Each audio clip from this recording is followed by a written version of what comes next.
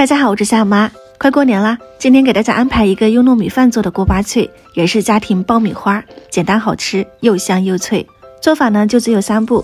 你首先准备2斤糯米，用水给它淘洗干净，然后再用温水泡上1个小时。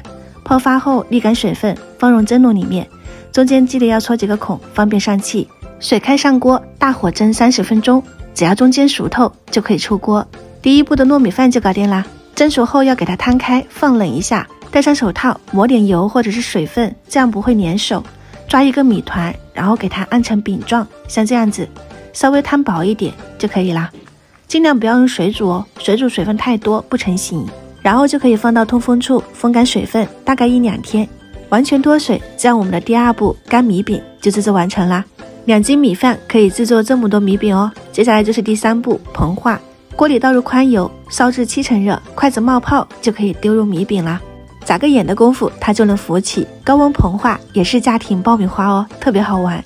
翻2-3次面，让每一颗米粒都变成白白胖胖的米花，我们的米花饼就制作完成啦。可以一次性全部炸完，也可以边吃边炸。每次炸完以后吸一下油分，放冷了以后用袋子装起来，避免受潮。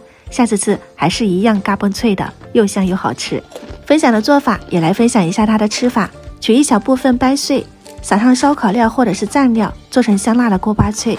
平常看电视或者是聊天的时候就可以当零食啦。还有就是做饭的时候，盘子底下铺上锅巴，吸饱了汤汁的锅巴脆真的是很香的哦。最后还可以用它泡个甜酒冲蛋，也不错哦。喜欢就赶紧试一下吧。我是夏妈，下次再见。